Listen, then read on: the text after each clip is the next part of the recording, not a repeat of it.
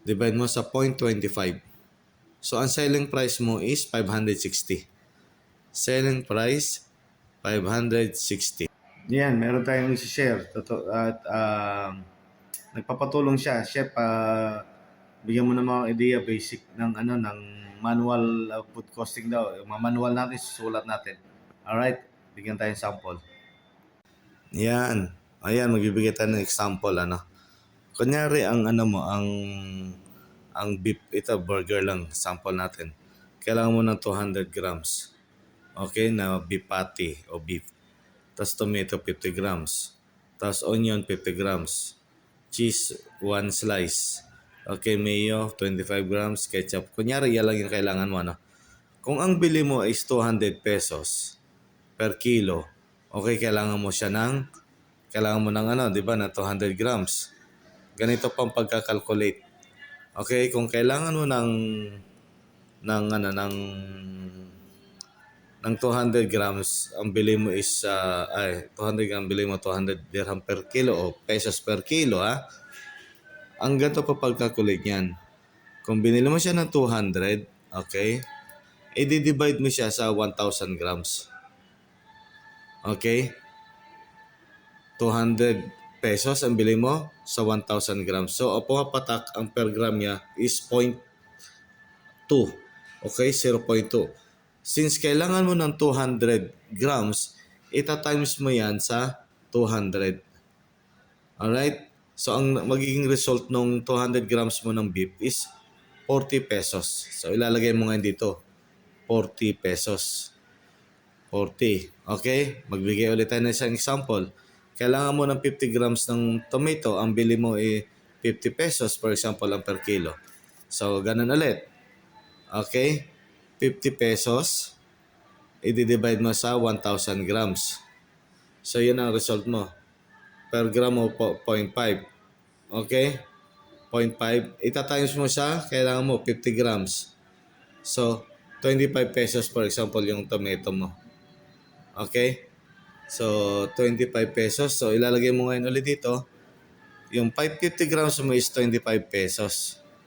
Example lang po yan, Hindi po sabihin na mahal naman ang tomato mo, okay? Ngayon din, ikakalculate mo rin po yan lahat.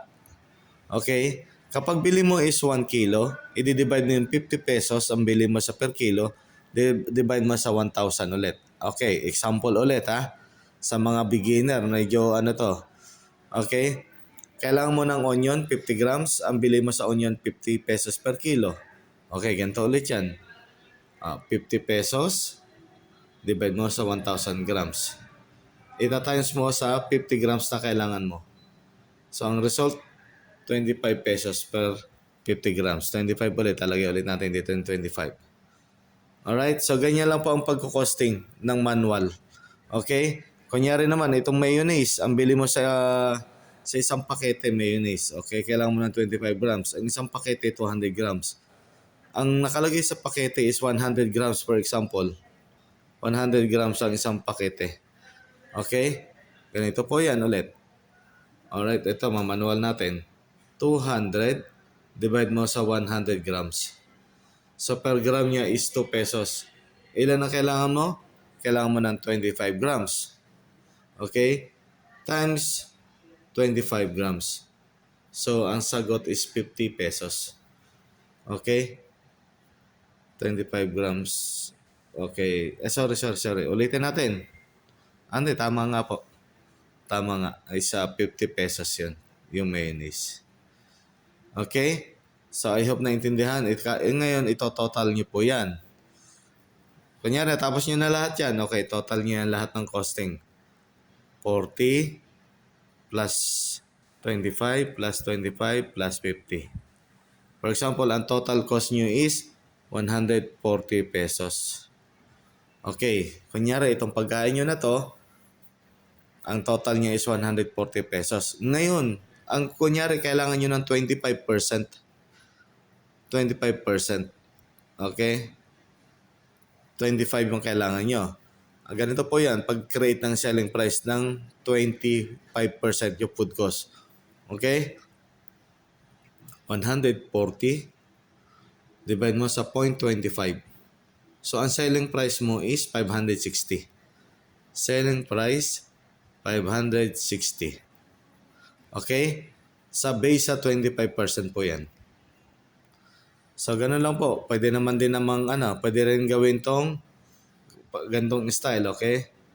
Divide 25, okay, times 100. Okay?